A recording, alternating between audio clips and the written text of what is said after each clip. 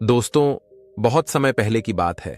एक खूबसूरत सी नदी के किनारे पर एक गुरु अपना आश्रम बनाकर रहा करते थे। उनकी ख्याति दूर दूर तक फैली हुई थी। वह बूढ़े हो चुके थे और उनका एक शिष्य भी था जो उन्हीं के साथ उस आश्रम में रहा करता था। एक दिन वह शिष्य भिक्षा मांगने पासी के गांव में गया था। तभी उसने वहां पर देखा कि एक बूढ़े व्यक्ति की मृत्यु हो चुकी थी। यह देख वह शिष्य बहुत चिंतित हो गया। उस मृत व्यक्ति को देखकर उस शिष्य के मन में एक चिंता जाग उठी। वह शिष्य अब यह सोचने लगा कि मेरे गुरु भी अब बूढ़े हो चले हैं। यदि वह मुझे छोड़कर चले जाएंगे तो मेरा मार्गदर्शन कौन करेगा? मुझे रास्ता कौन दिखाएगा? मैं किसके मार्गदर्शन से अपने आध्यात्म की इस सफर को पूरा कर पाऊंगा? वह यही सोचता हुआ वापस आश्रम लौट आया, लेकिन उसने अपने गुरु से कुछ नहीं कहा। लेकिन वह हर दिन अब चिंता में रहने लगा था। वह हर रोज सुबह उठकर सबसे पहले अपने गुरु के पास जाता और यह देखता कि कहीं उनकी सांसें चल रही हैं या नहीं। गुरु जीवित तो है ना? और जब वह यह देखता कि उन गुरु की सांसें अब भी चल रही हैं, तो वह देखकर सुकून की सांस लेता। देखते ही देखते अब यह डर उसके मन में गहराई तक बैठता जा रहा था, क्योंकि उसने बहुत से बूढ़े लोगों को मृत्यु प्राप्त करते हुए देखा था। एक दिन की बात है, वह अपने मार्ग से कहीं जा रहा था। रास्ते में उसे दो झोपड़ियां नजर आई। वहां से रोने और बिलख की आवाज भी आ रही थी। शिष्य ने जब वहां जाकर देखा तो उसने पाया कि वहां पर किसी की मृत्यु हो गई थी और वह व्यक्ति भी बूढ़ा था। यह देखकर वह शिष्य अब भीतर ही भीतर बहुत चिंतित हो चुका था। उसे अब यह डर सता रहा था कि कहीं उसके गुरु भी उसे छोड़कर न चले जाएं। यही सोचता हुआ वह वापस आश्रम लौट आया। वह चुपचाप एक जगह बैठ गया और अपने गुरु के बारे में सोचने लगा। तभी वहां पर वह गुरु आए। उन्होंने अपने शिष्य को इतनी चिंता में देखा तो वह उससे पूछे बिना रह नहीं पाए। वह गुरु अपने शिष्य के पास बैठे और अपने शिष्य से कहते हैं, भंते, क्या बात है? मैं तुम्हें कई दिनों से चिंता में देख रहा हूं। क्या कोई विपदा आन पड़ी है? अपने गुरु के इस प्रश्न का जवाब देते हुए वह शिष्य उन गुरु से कहता है, हे गुरुवर, कहने में तो बहुत अजीब लग रहा है, लेकिन मैं जो भी कहना चाहता हूं यह सत्य भी है और मैं इसे छुपा नहीं सकता। मैंने कई सारे बूढ़े लोगों को मरते हुए देखा है और मेरे मन में भी यही डर है कि आप भी बूढ़े हो चुके हैं। इसलिए मैं आपको खोना नहीं चाहता, क्योंकि यदि आप छोड़कर चले गए तो फिर मुझे राह कौन दिखाएगा? आपके बिना मैं अपने सफर को किस प्रकार पूरा कर पाऊंगा? उन गुरु ने अपने शिष्य की मन की इस बात को ध्यानपूर्वक सुना और उसके बाद वह जोर जोर हंसने लगे। इस पर वह शिष्य बड़ा आश्चर्यचकित हुआ और उसने उन गुरु से कहा, हे गुरुवर, आप हंस क्यों रहे हैं? क्या मैंने कुछ गलत कह दिया? क्या बूढ़े लोग मृत्यु को प्राप्त नहीं होते? इस पर वह गुरु अपने शिष्य से कहते हैं, भंते, इस दुनिया में मृत्यु का बुढ़ापे या जवानी से कोई संबंध नहीं है। तुझे इस बात की चिंता है कि मैं मर जाऊंगा तो तुझे मार्गदर्शन कौन देगा, किंतु तुमने एक पल के लिए यह नहीं सोचा, यदि मुझसे पहले तुम्हारी मृत्यु हो गई तो तुम क्या कर पाओगे? ऐसी अवस्था में तुम मुझसे मार्गदर्शन कैसे ले पाओगे? अपने गुरु की यह बात सुनकर वह शिष्य आश्चर्यचकित रह गया। वह पूरी तरह से स्तब्ध रह गया और मन ही मन वह यह सोचने लगा कि यह बात तो मैंने सोची ही नहीं। गुरुवर तो सत्य ही कह रहे हैं। मैं तो यह सोच रहा था कि केवल बूढ़े लोग ही मरते हैं, किंतु वास्तविकता तो यही है कि बच्चे और जवान भी मरते हैं। और ऐसे में यदि मेरी मृत्यु मेरे गुरु से पहले हो गई तो मैं मार्गदर्शन कैसे ले पाऊंगा? अपनी मंजिल तक कैसे पहुंच पाऊंगा? अब से उस शिष्य के मन में केवल एक ही बात चलने लगी और वह यही थी कि यदि वह गुरु से पहले ही मर गया तो आखिर वह क्या जानकर मरेगा? आखिर वह क्या हासिल करके मरेगा? वह यह सोच रहा था कि जीवन तो अनिश्चित है, आज है, लेकिन अगले पल कौन जानता है? यह जीवन हो या ना हो, जीवन के बारे में कुछ भी नहीं कहा जा सकता। जीवन तो अनिश्चित है। वशिष्ठ। यह सब बैठकर सोच ही रहा था कि देखते ही देखते रात्रि का वक्त हो चुका था और गुरु अपने कक्ष में सोने के लिए चले गए थे। शिष्य भी सोने की कोशिश कर रहा था, लेकिन इस विचार ने उसके मन में इतनी खलबली मचा दी थी कि वह सो नहीं पा रहा था। वह बेचैन था। आधी रात में वह शिष्य अपने बिस्तर से उठा और उन गुरु के पास जा पहुंचा। उन्हें जगाकर वह शिष्य उन गुरु से कहता है, हे गुरुवर, यह जीवन तो अनिश्चित है। पता नहीं मैं कल का सूरज देख पाऊंगा या नहीं। यह मैं नहीं जानता, और जीवन के बारे में तो कुछ भी नहीं कहा जा सकता। इसलिए हे गुरुवर, मुझे वह आखिरी बात बता दीजिए जो ज्ञानी लोग अंत में सत्य को प्राप्त करके जानते हैं। इस जवाब में वह गुरुवर अपने शिष्य से कहते हैं, भंते, तुम्हें इतनी जल्दी क्या है? जैसे सब लोग उस सत्य को प्राप्त करते हैं, तुम भी कर लेना। इस पर वह शिष्य उन गुरुवर से कहता है, हे गुरुवर, आप ही ने तो कहा है कि जीवन अनिश्चित है और मेरी मृत्यु का भी कोई भरोसा नहीं। पता नहीं मैं कल का सूरज देख पाऊंगा या नहीं। कोई भरोसा नहीं है कि मैं सुबह तक जीऊंगा या नहीं। इसलिए मैं सुबह तक का इंतजार नहीं करना चाहता। आप मुझे अभी और इसी समय वह बात बता दीजिए। मैं वह आखिरी बात जानना चाहता हूं जो ज्ञानी लोग अपने जीवन के अंत में जानते हैं। कम से कम मृत्यु के वक्त मुझे यह तसल्ली तो होगी कि कम से कम मुझे वह बात पता है कि आखिर अंत में है क्या। इस पर वह गुरुवर अपने शिष्य से कहते हैं, ठीक है, यदि तुम यही जान चाहते हो तो मैं तुम्हें यह बात जरूर बताऊंगा, लेकिन आज नहीं, आज से 3 दिन बाद। इस पर वशिष्ठ कहता है, किंतु हे गुरुवर, मुझे यह तक नहीं पता कि मैं सुबह का सूरज देख पाऊंगा या नहीं, और आप मुझे 3 दिन इंतजार करने के लिए कह रहे हैं। इसके जवाब में वह गुरुवर अपने शिष्य से कहते हैं, भंते, यदि तुम वो बात जानना चाहते हो तो तुम्हें 3 दिन तक इंतजार करना ही होगा। इसके पहले मैं तुम्हें वो बात नहीं बता सकता। शिष्य किसी तरह से मान जाता है और वह अपने गुरु से कहता है, ठीक है गुरुवर, यदि आप कहते हैं तो मैं 3 दिनों तक इंतजार कर लेता हूं, लेकिन उसके बाद आपको वह बात मुझे बतानी ही होगी। आगे वह गुरुवर अपने शिष्य से कहते हैं, भंते, मैं तुम्हें वह बात अवश्य बताऊंगा, लेकिन मेरी एक शर्त है। इस पर वशिष्ठ कहता है, हे गुरुवर, मैं की सारी शर्तें मानने के लिए तैयार हूं। बताइए, आपकी क्या शर्त है? इस पर वह गुरुवर अपने शिष्य से कहते हैं, भंते, जब तक तुम वह बात नहीं जान लेते तब तक तुम्हारे गले से एक बूंद भी पानी नहीं उतरना चाहिए, अन्यथा तुम वह बात कभी नहीं जान सकोगे। शिष्य उन गुरु की बात मान लेता है और मन ही मन वह बहुत प्रसन्न हो जाता है कि कम से कम 3 दिनों बाद अब उसे वह बात पता चल ही जाएगी। और अब वह तीसरे दिन का इंतजार करने लगा और उसे उसके गुरुवर ने पानी पीने के लिए मना किया था, इसलिए उसने पानी का त्याग कर दिया। गर्मियों का समय था, जैसे तैसे उसने पहला दिन तो पानी के बिना काट लिया, लेकिन अगले दिन उसकी प्यास बढ़ने लगी। उसे जोरों की प्यास लग रही थी। जैसे तैसे वह अपने आप को संभाल रहा था और देखते ही देखते रात्रि का वक्त हो चुका था। दूसरा दिन खत्म होने को था, लेकिन उससे पहले ही उसे प्यास बर्दाश्त नहीं हो रही थी। उसका गला पूरी तरह से सूख चुका था और उसे जोरों की प्यास लगी थी। वह पानी पीना चाहता था और उसे अपनी प्यास अब बर्दाश्त नहीं हो रही थी।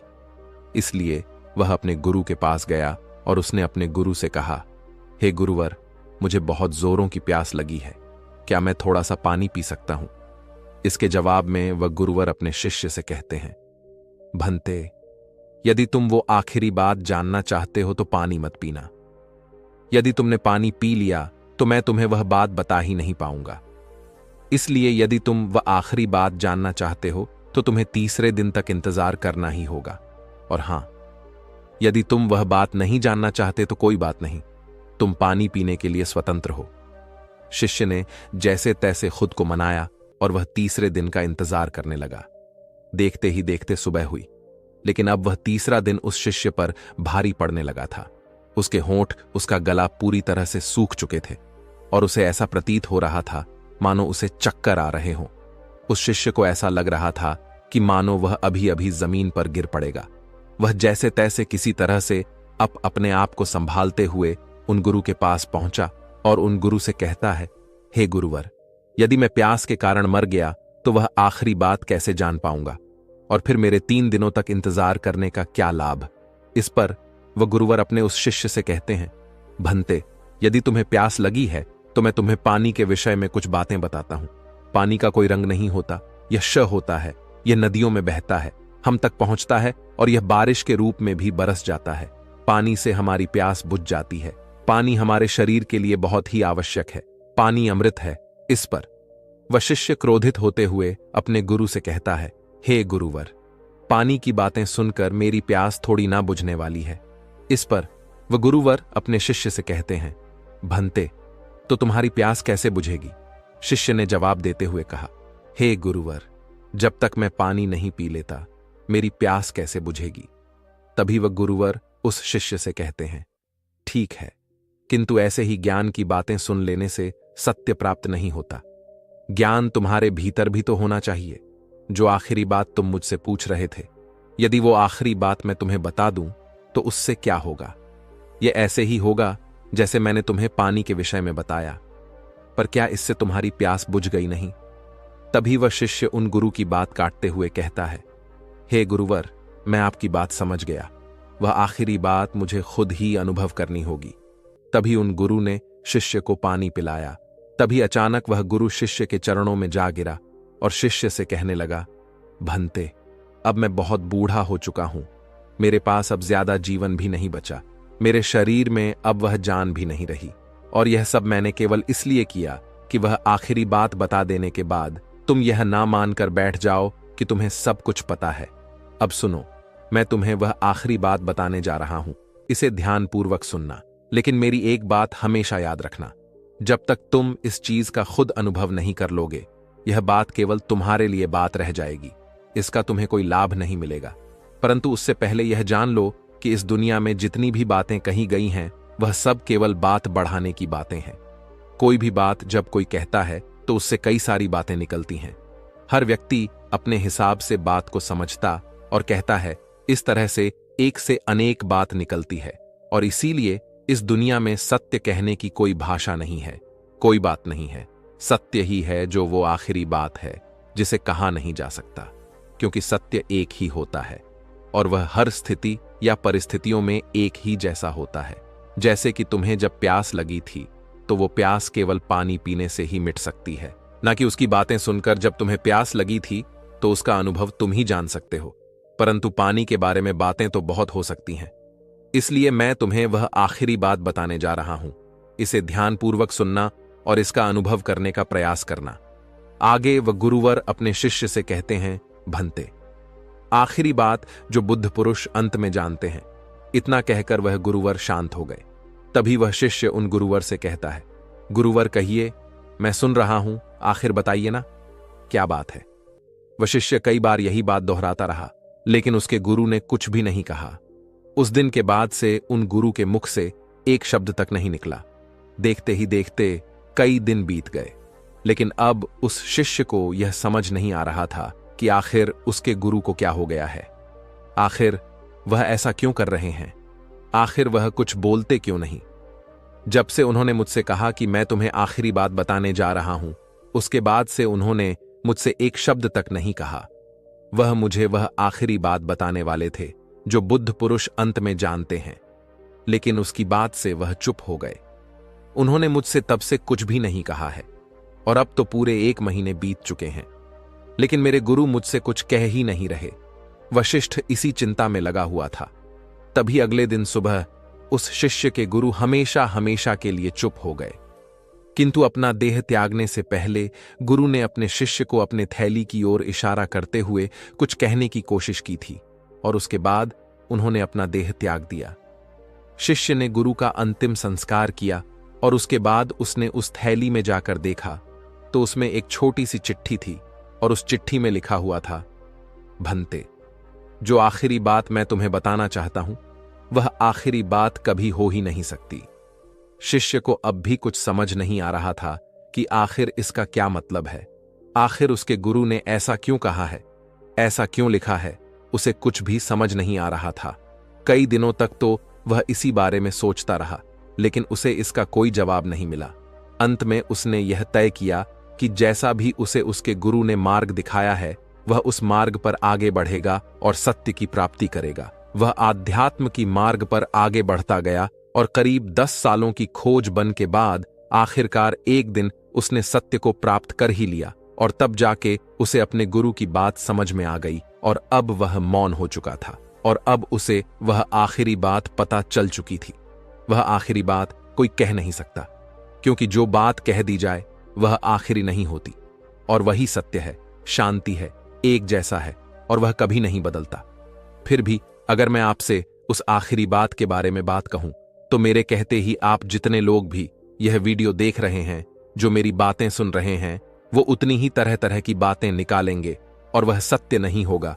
उसमें कहीं भी आपको सत्य नजर ही नहीं आएगा और ऐसे में वह आखिरी बात भी नहीं रह जाएगी। तो आपके हिसाब से वह आखिरी बात क्या है? क्या आप अब तक जान चुके हैं या नहीं? तो यदि अगर आप अब तक उस बात को नहीं पहचान पाए, तो मैं एक बार फिर से आपको समझाने का प्रयास करता हूं और आपको बताने का प्रयास करता हूं। वह आखिरी बात है, लगता है अब तक आप समझ नहीं पाए। वह आखिरी बात है मौन। और जब हम मौन हो जाते हैं तो हम कुछ नहीं कहते, और वही सत्य होता है, वही बदलता नहीं। इसलिए जो बुद्ध पुरुष अंत में जानते हैं, वो यही सत्य है जो कभी नहीं बदलता।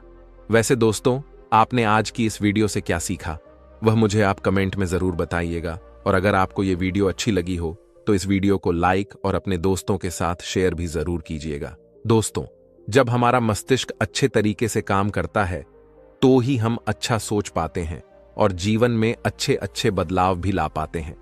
और जीवन में अगर आपको बड़े फैसले लेने हैं, मुश्किल हालातों से निपटना होता है, तो हमें मानसिक रूप से मजबूत होना बहुत ज्यादा जरूरी होता है। जरूरी नहीं कि आपकी जिंदगी में हर पल अच्छा ही होता रहे और आप तभी खुश रहे।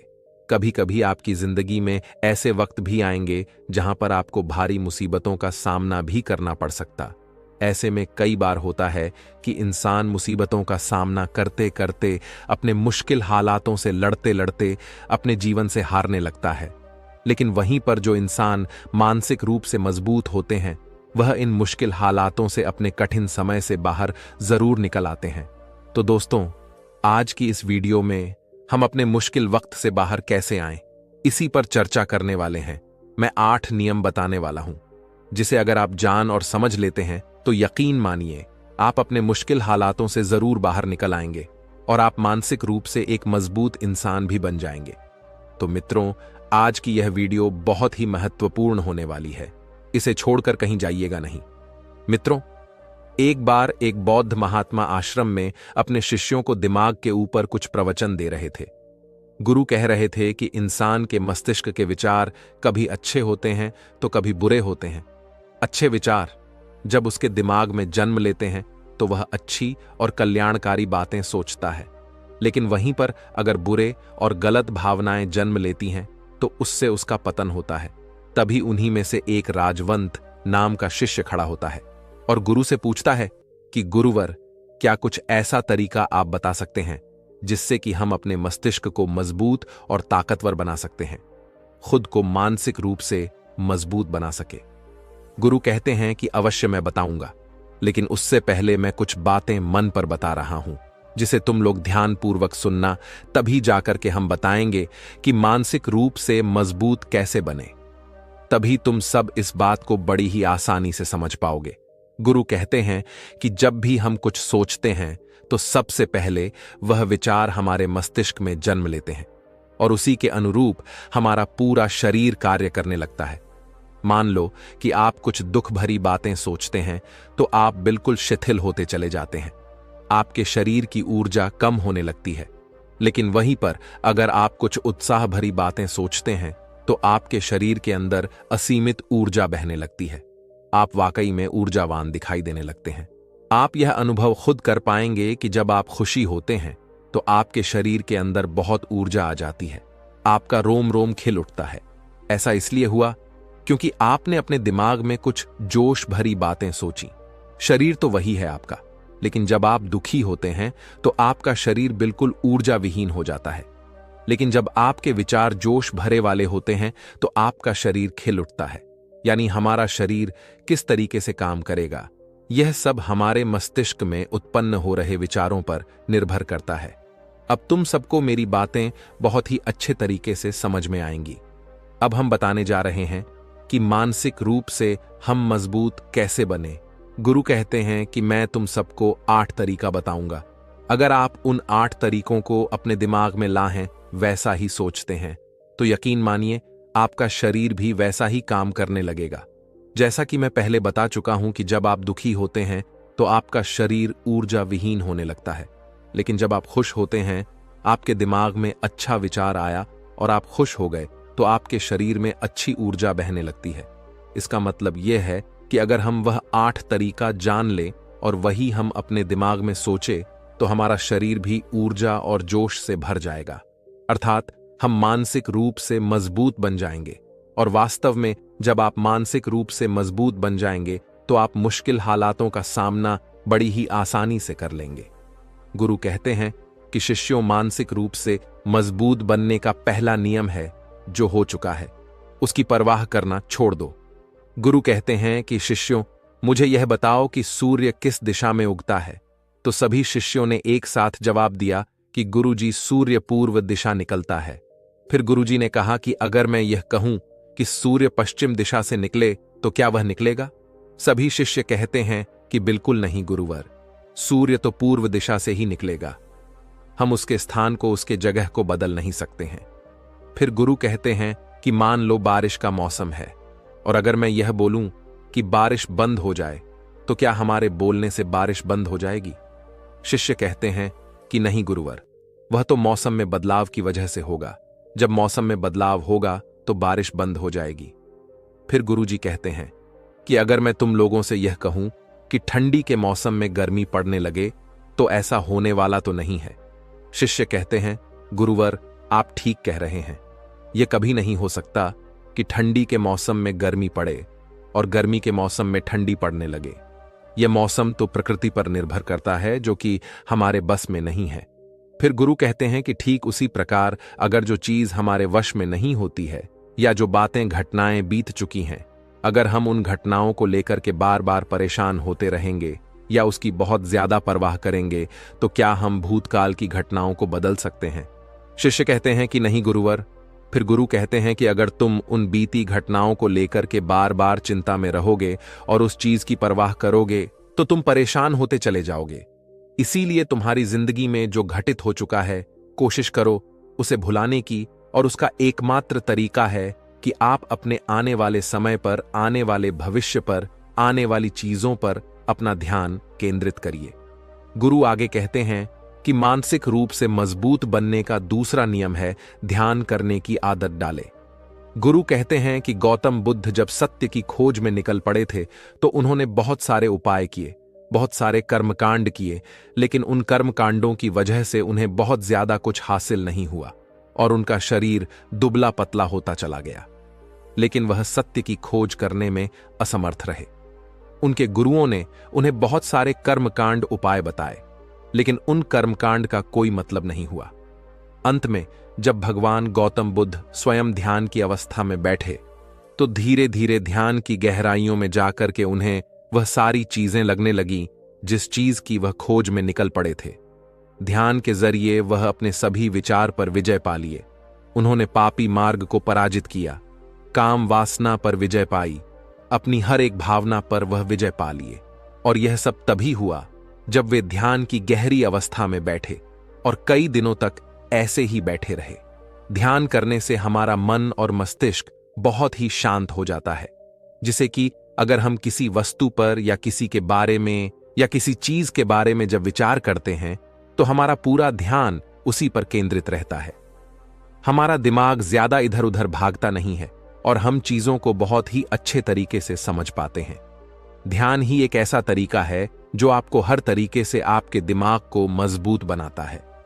बौद्ध भिक्षु अगर किसी बात पर ज्यादा जोर देते हैं तो वह ध्यान की प्रक्रिया पर ध्यान में कई घंटे तक बैठे रहते हैं, जिससे उनका दिमाग बहुत ही शांत रहता है, उनका मन बहुत ही शांत रहता है, और जिसका मन शांत रहता है वही किसी भी चीज पर अच्छी तरह, अच्छी तरीके से विचार कर सकता है।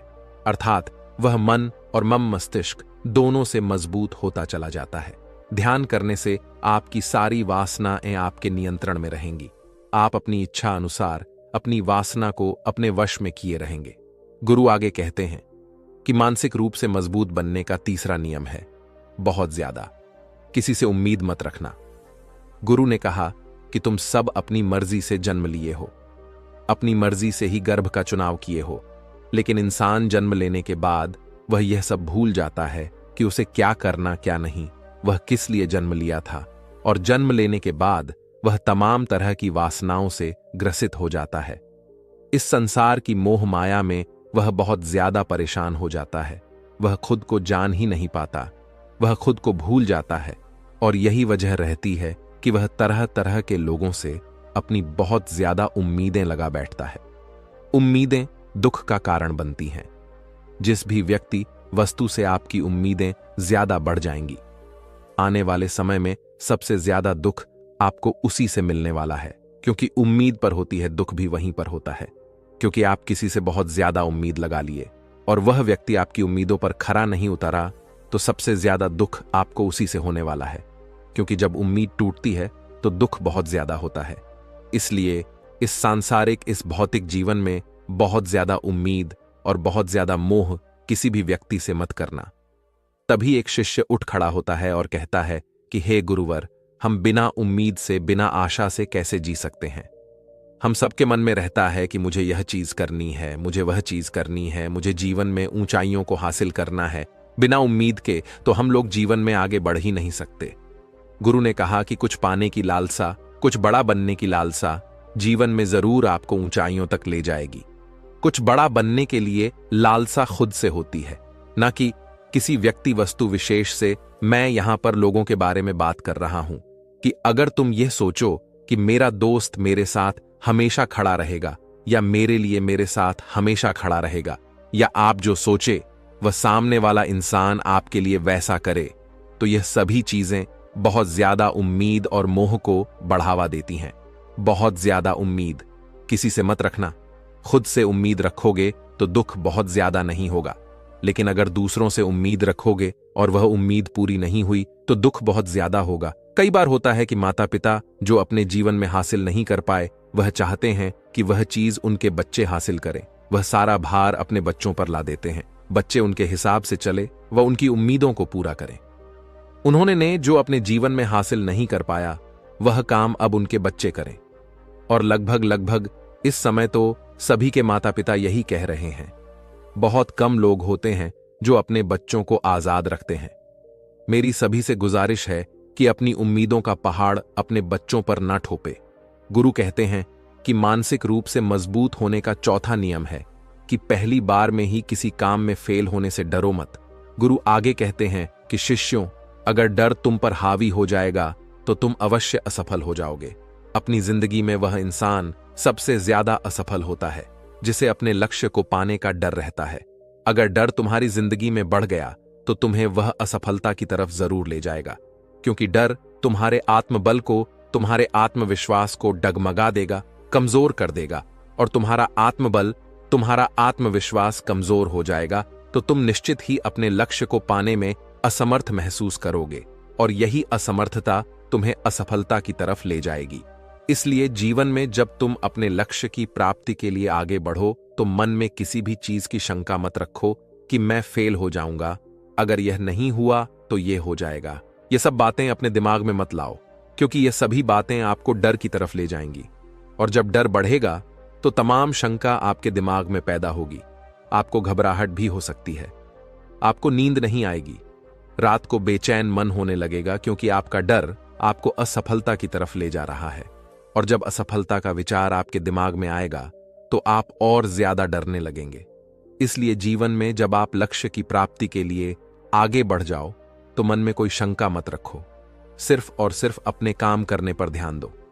जब तुम काम करने पर ध्यान दोगे तो तुम कभी डरोगा नहीं, क्योंकि तुम अपने लक्ष्य की प्राप्ति के लिए काम कर रहे हो, उसके लिए जुट गए हो, तो तुम्हारा डर खत्म हो जाएगा। और जब डर खत्म हो जाएगा तो तुम जरूर सफल हो जाओगे। गुरु आगे कहते हैं कि 5वां नियम है मानसिक रूप से मजबूत बनना। वह यह है कि जिंदगी में कभी भी खुद को कोसो नहीं। गुरु कहते हैं कि जो इंसान जितना ज्यादा संघर्ष करता है वह उतना ही मजबूत बनता चला जाता है। जितना ज्यादा तुम मजबूत बनोगे उतना ही ज्यादा तुम काबिल होते चले जाओगे। इसलिए अगर तुम किसी भी चीज में असफल भी हो जाते हो, या कोई चीज तुम्हारी इच्छा के अनुसार नहीं हुई, या तुमने कुछ ऐसा कार्य किया जैसा नहीं करना चाहिए था, और इन सब बातों को लेकर के अगर तुम पछता रहे हो, खुद को कोस रहे हो, तो यह तुम्हें मानसिक रूप से कमजोर करता चला जाएगा, क्योंकि खुद को कोसना बहुत ज्यादा खतरनाक होता है। यह आपके दिमाग की क्षमता को कम कर देगा। आपकी सोचने समझने की शक्ति को कम कर देगा, आपके आत्मबल, आपके आत्मविश्वास को कम कर देगा। इसीलिए